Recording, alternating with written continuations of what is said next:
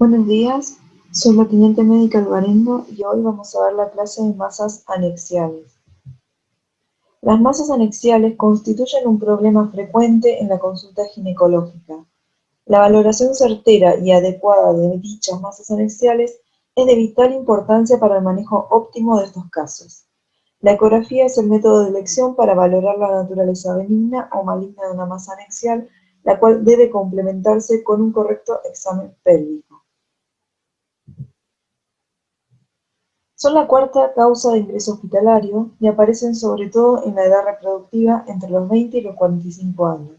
Los tumores más frecuentes durante la edad fértil son los funcionales.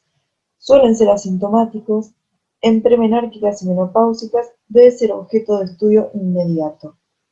La anticoncepción hormonal reduce su aparición. Tenemos distintos tipos de masas anexiales, las podemos clasificar según si se encuentran en el ovario o no, y según si son benignas o malignas. Dentro de los benignos ováricos tenemos el quiste funcional, los endometriomas, cistoadenoma seroso, cistoadenoma mucinoso, teratoma maduro, entre otros. Algunos ejemplos de benignos no ováricos: quiste paratubárico, hidrosalpinx, absceso tubárico, absceso apendicular, riñón pélvico. Dentro de los malignos ováricos primarios vamos a tener los tumores de células germinales, carcinoma epitelial, tumores de los cordones sexuales. Y los malignos ováricos secundarios, metástasis principalmente de carcinoma de mama o gastrointestinal. También podemos clasificarlas según la edad en las que aparecen. En el caso de niñas prepúberes, principalmente los quistes funcionales, los tumores benignos de células germinales, los teratomas quísticos maduros, y son raros los tumores malignos. En las adolescentes lo que va a predominar son los endometriomas, los quistes funcionales, las secuelas de enfermedad inflamatoria pélvica y el embarazo. En el caso de la mujer en edad fértil, también los endometriomas, los quistes ováricos funcionales, teratoma quístico maduro, absceso tubovárico y embarazo ectópico. Y en la posmenopausia lo que vamos a ver son los quistes simples de ovarios y el carcinoma de ovario en un 4%. El estudio de la masa anexial comprende la anamnesis y exploración clínica, el examen físico, ¿sí?, el tacto y manual, la ecografía transvaginal y abdominal, el Doppler color, podemos agregar los marcadores tumorales y en algunos casos la tomografía axial computada y la resonancia nuclear magnética, ¿sí?, en el caso de que tengamos dudas diagnósticas. Como diagnósticos diferenciales hay múltiples, ¿sí?, los que dije al principio. Podemos agregar otros, como por ejemplo diverticulitis, apendicitis, un absceso retroperitoneal, procesos tubáricos, ¿sí?, vejiga distendida, hidronefrosis, son múltiples, ¿sí? Las imágenes nos van a ayudar a llegar a un diagnóstico. ¿Cómo vamos a evaluar el riesgo? Bueno, lo primero que tenemos que hacer ante una imagen de una masa anexial es evaluar si hay algún tipo de riesgo, ¿sí?, que sea maligno. La ecografía es el método de elección para valorar la naturaleza benigna o maligna de una masa anexial. La valoración ecográfica la vamos a hacer con la impresión subjetiva del examinador, ¿sí?, y con distintos scores, que son sistemas de puntuación y modelos de regresión logística. ¿Qué es lo que debe tener un informe ecográfico de una masa anexial? El informe debe ser completo, describiendo con detalle los hallazgos, evitar terminología imprecisa como por ejemplo masa anexial compleja o masa de características benignas, no pudiendo descartarse la existencia de un carcinoma. Se puede incorporar algún sistema de reporte estandarizado como el GIRADS y debe incluir una mención al riesgo de malignidad en bajo riesgo, riesgo intermedio o alto riesgo. Lo primero que va a hacer el ecografista es describir la morfología del tumor ovárico, la lateralidad, si es izquierda, derecha, bilateral o indefinible, y el tamaño del tumor, en milímetros. Se debe determinar también las características de la masa, según la escala de grises, y si se trata de una masa ovárica o extraovárica. También se debe buscar distintos elementos del tumor que nos ayuden a llegar a un diagnóstico. ¿Qué elementos vamos a encontrar en el caso de que sea maligno? Tabiques intraquísticos o septos, pueden ser finos de menos de 3 milímetros o gruesos. Puede ser unilocular, con ausencia de tabiques intraquísticos, o multilocular. Puede tener áreas sólidas, ¿sí? Se define como área sólida cualquier área de tejido mayor a 1 por 1 centímetro que surja de la lesión o de la confluencia de los septos. Y en la pared interna del tumor hay que escribir si es lisa, si es irregular, si es gruesa, ¿sí? Depende de cada una de estas características, nos vamos acercando hacia un diagnóstico de malignidad. Acá tenemos algunas imágenes de cómo se vería un tabique intraquístico, un área sólida, la evaluación de la pared interna y las vegetaciones.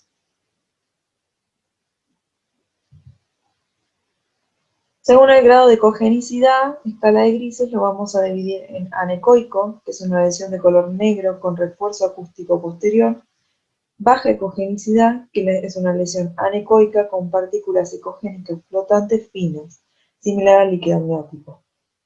La ecogenicidad como cristal esmerilado, las partículas ecoicas son más densas que las lesiones precedentes. La sombra acústica con gran atenuación de los ecos, y el aspecto hemorrágico que puede adoptar un aspecto de filamentos como hebras de fibrina, de tela de araña o de jalea. El aspecto ecogénico es la lesión aparentemente sólida. Entonces acá tenemos algunos ejemplos de cómo se vería anecoico puro, con baja ecogenicidad, finamente ecogénico o ecogénico puro. Y ven que a medida que aumenta la ecogenicidad se hace más gris. Entonces se van a dividir las lesiones en distintas categorías. Todo esto lo va haciendo el ecografista, ¿sí? Tenemos la categoría número 1, un quiste unilocular simple, que es una formación redondeada o ovalada de contenido anecoico o hipoecogénico, con refuerzo posterior, pared fina y ausencia de septos, áreas sólidas y proyecciones papilares. En el caso de esta lesión, la probabilidad de malignidad va a ser menor al 2%, tanto en pre como en posmenopausia. Tipo 2 tenemos el quiste multilocular simple, con la presencia de uno o varios septos finos, ausencia de papilas o áreas sólidas. En el caso de esta lesión, la probabilidad de malignidad va a ser de 1 al 4%. En el caso del quiste unilocular sólido o complejo, lo que vamos a ver son formaciones anecoicas o de contenido ecogénico, pared fina o gruesa, sin septos y con presencia de un componente sólido o vegetación. La probabilidad de malignidad en este caso es de un 33%. Número 4, quiste multilocular sólido o complejo, son formaciones anecoicas o de contenido ecogénico, con septos finos o gruesos que presentan proyecciones papilares y áreas sólidas. Estas lesiones corresponden en la mayoría de los casos a tumores malignos y debemos hacer un diagnóstico diferencial con los teratomas maduros o con los cistoadenomas mucinosos, ¿sí? Que esas serían lesiones benignas. Tumor sólido, si el componente sólido ocupa más del 80% de la lesión, puede presentar sombra acústica o no, y clásicamente se han relacionado con los tumores malignos. Las lesiones benignas con esta apariencia van a ser los teratomas, los fibromas y los tecomas. Y por último tenemos los no clasificables, debido a una mala visualización, ¿sí? Los que no entran en ninguna de estas categorías. Con todo esto lo que vamos a hacer es una estimación del riesgo de malignidad según unas reglas simples del grupo IOTA. Estas reglas nos permiten hablar todos el mismo idioma. Es un modelo específico de parámetros ecográficos que se ha desarrollado para ayudar a clasificar las masas como benignas, B-rules, o malignas, M-rules. La presencia de cualquiera de los parámetros descritos como M-rules se aconseja una valoración por un equipo de oncología ginecológica. Estas reglas son fáciles de usar y se basan en la simple identificación de algunos hallazgos característicos de lesiones malignas y de lesiones benignas. Se pueden aplicar en el 75% de los casos y ofrecen un rendimiento diagnóstico similar al que se obtendría con un examinador experto. Acá tenemos entonces cómo se dividen en las B y la M, y en 1, 2, 3, 4, 5, depende las características que tengan las imágenes. Por ejemplo, B1 vamos a tener el quiste unilocular. B2 ya va a aparecer un componente sólido, cuya longitud va a ser menor a 7 milímetros. B3 tenemos presencia de sombra acústica posterior. B4 el tumor es multilocular liso, con una longitud máxima menor a 10 centímetros. Y en B5 es ausencia de flujo sanguíneo. En el caso de las características malignas, M1 el tumor va a ser irregular sólido, M2 ya va a haber presencia de ascitis, M3 vamos a tener al menos 4 estructuras papilares, M4 el tumor es multilocular sólido con un diámetro mayor a 100 milímetros y M5 va a haber flujo sanguíneo muy alto. Una alternativa a la valoración subjetiva es la aplicación de los determinados scores que pretenden objetivar los hallazgos, o modelos de regresión logística que pretenden estimar un riesgo individualizado de malignidad. En cuanto al uso de los sistemas de puntuación, los resultados publicados muestran que estos scores permiten que los examinadores menos expertos consigan resultados similares a los expertos, por lo tanto son una buena alternativa. Un metaanálisis reciente demostró que el que mejor rendimiento ofrece es el Risk of Malignancy 2. Este es otro tipo de score, ¿sí?, que vamos a utilizar. Acá está cómo son las puntuaciones según los hallazgos ecográficos. Por ejemplo, si tenemos la presencia de un quiste multilocular o de áreas sólidas, o si la lesión es bilateral, si hay ascitis o si hay metástasis abdominales, todo eso va a dar una puntuación. 1 es ninguno o un hallazgo ecográfico, 4 es mayor o igual a 2 hallazgos ecográficos, ¿sí? Si la mujer es premenopáusica le vamos a dar 1 punto, si es posmenopáusica le vamos a dar 4 puntos, y después vamos a medir los niveles de CA125, que es uno de los marcadores tumorales. Con todo esto, vamos a hacer una cuenta, ¿sí? Las características ecográficas multiplicado por si es pre o posmenopáusica, o sea, el numerito que nos da, por el número del CA125, y todo eso nos va a dar una puntuación. Si el valor es por encima de 200, va a ser indicativo de la sospecha de cáncer de ovario. Tenemos otro sistema de reporte estandarizado que se llama GRADS. También lo vamos a dividir en 0, 1, 2, 3, 4, 5, depende de distintas características. El 0 es no concluyente, ¿sí?, es un estudio no concluyente o probable patología no ginecológica, lo que nos va a indicar que necesita nuevos exámenes complementarios para llegar a un correcto diagnóstico. En el caso de un GRADS 1, va a ser un examen normal. Si es un tipo 2, va a ser benigno, significa que las imágenes que vamos viendo son o de quiste ovario simple, un cuerpo de luto hemorrágico, un hidrosalpingo, nada maligno. En el caso de que sea un GRADS 3, ya es un sugerente de benignidad con un riesgo menor al 2%.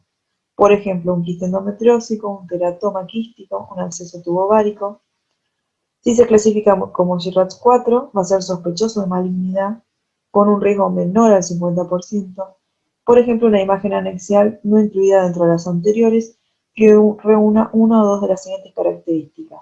Por ejemplo, excrescencias sólidas en la pared, mayor o igual a 3 milímetros de altura, áreas sólidas no grasas, una vascularización interna abundante, que esto se va a medir con el Doppler, y un índice de riesgo menor al 0,5%. Y en el GRADS 5 va a haber una alta probabilidad de malignidad con un riesgo mayor al 50%, y este es el caso de una imagen anexial con más de las dos características anteriores. Todo esto es lo que se pone en un informe ecográfico que nos va a ayudar al diagnóstico. Otra de las cosas que vamos a hacer, además de la ecografía, es medir los marcadores tumorales. El marcador CA125 es el que se ha empleado rutinariamente en la valoración de masas anexiales. Sin embargo, diversos estudios recientes han demostrado que su uso sistemático no aporta información clínica útil a la ya aportada por la ecografía, por lo que su uso rutinario no se recomienda. Sí se aconseja su determinación en el caso de lesiones sospechosas, ya que el nivel preterapéutico de CA125 se correlaciona con las probabilidades de citorreducción óptima y un factor pronóstico en el cáncer de ovario. Es importante también el uso de otros marcadores, como por ejemplo el CEA, el CA199 o en la alfa-fetoproteína o la beta-HCG. ¿Qué complicaciones vamos a tener en el caso de una masa anexial? Puede sufrir torsión, que es la de mayor frecuencia, y se originan los tumores de mediano tamaño y con pedúnculo largo. Es más habitual en las primeras semanas de gestación, en el puerperio y en las niñas, siendo bastante frecuente en tumores dermoides. El dolor suele ser el síntoma principal y es de carácter agudo o subagudo según la intensidad de la torsión. Puede ser espontáneamente cuando se corrige por sí mismo. Si origina compromiso circulatorio, puede llegar a producir necrosis tumoral, siendo necesario tratamiento agresivo quirúrgico urgente. También pueden sufrir rotura, que suele ser secundaria a un traumatismo, una torsión o exploración previa. Es poco frecuente y la clínica dependerá del tipo de tumor y de su contenido. Se puede producir disminución de la intensidad de la sintomatología si esta era debido al tamaño tumoral o por el contrario, intensificarse al producirse la rotura con irritación peritoneal. El cuadro clínico también puede ser asintomático o provocar dolor más o menos agudo con náuseas y vómitos. En el caso de aparición de un abdomen agudo, lo que vamos a hacer es una cirugía. Otra complicación es la hemorragia, que puede ser intraquística por rotura de algún vaso de la pared sin llegar a romperla, o intraperitoneal más o menos intensa según el calibre del vaso afectado. La clínica consiste en dolor abdominal y signos de shock más o menos intensos. El cuadro suele ceder espontáneamente en la mayoría de las ocasiones y la cirugía solo es necesaria en el caso de compromiso hemodinámico. También pueden sufrir infección, que es poco frecuente y suele asociarse a la torsión. Se produce con mayor frecuencia en los endometriomas y quistes dermoides y la clínica va a ser similar a la enfermedad inflamatoria pélvica.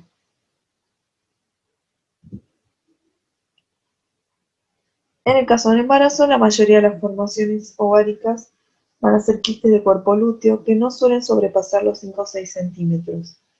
Desaparecen en el segundo trimestre, por lo que su manejo debe ser lo más conservador posible y solo vamos a intervenir en el caso de una complicación. Otras tumoraciones que pueden aparecer son los quistes dermoides, el quiste simple folicular, los histodenomas serosos y mucinosos y el quiste paraovario.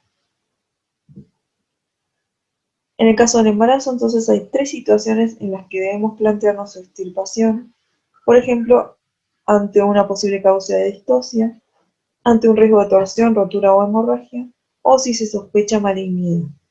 En el caso de tumoraciones sólidas de tamaño superior a 5 centímetros o masas quísticas superiores a 8 centímetros, se recomienda la cirugía, ya que raramente son funcionales y es preciso su estudio histológico.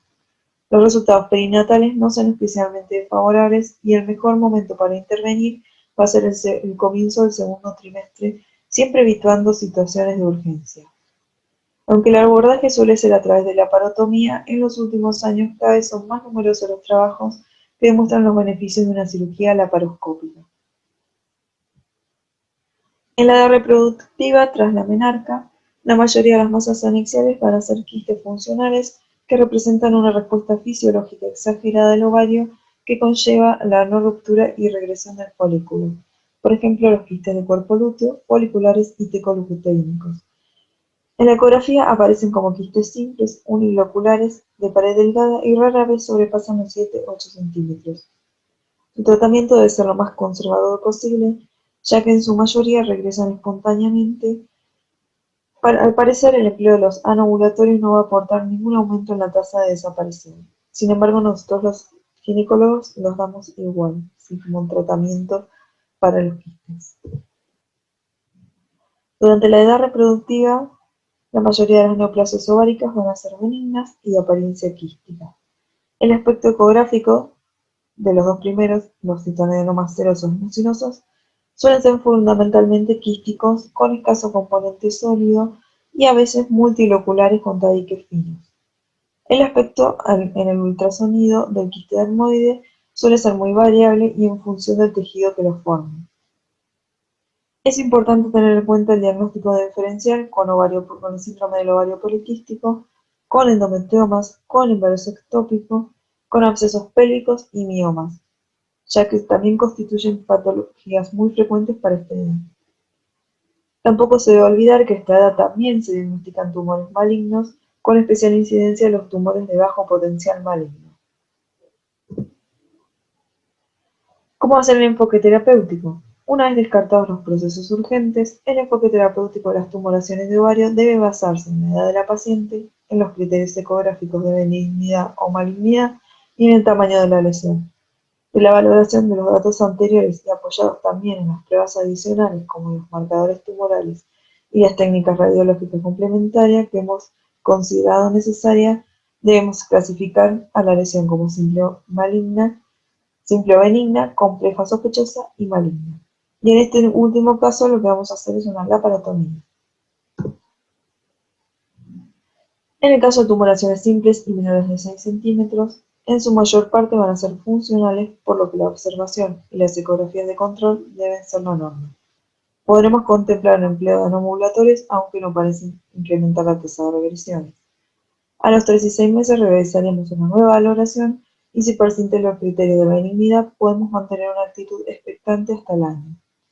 Si la lesión persiste, el enfoque será quirúrgico y se realizará preferentemente por laparoscopía y con criterios de cirugía conservadora, preservando el tejido sano mediante una quistectomía. En el caso de tumoraciones complejas o simples mayores a 6 centímetros, el abordaje inicial debe ser quirúrgico, dado que las probabilidades de resolución espontánea son muy escasas.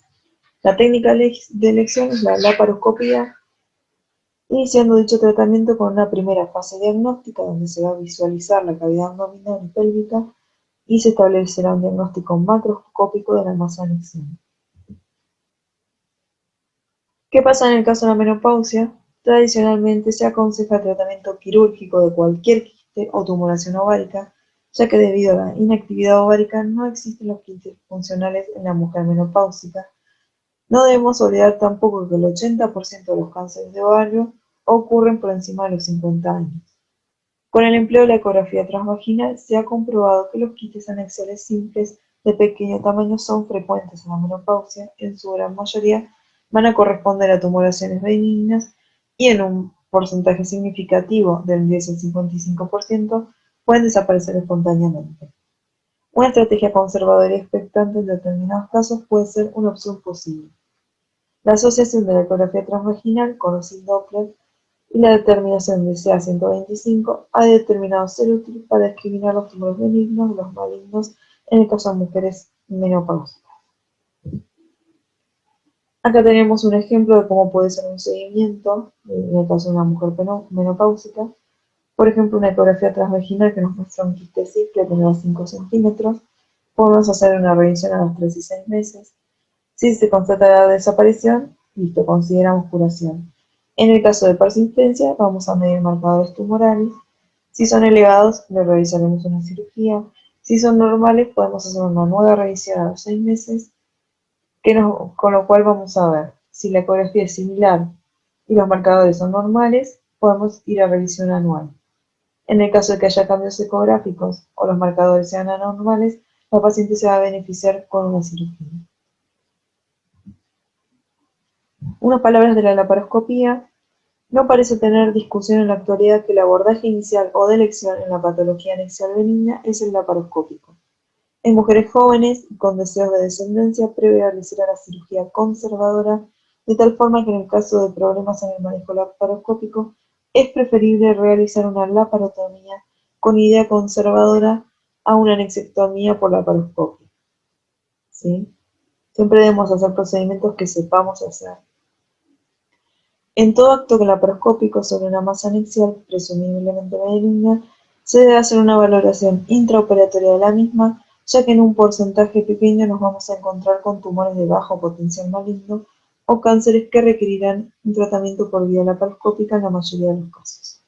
Diversos estudios han demostrado que la capacidad de diagnosticar correctamente la naturaleza de la lesión durante la laparoscopía es alta.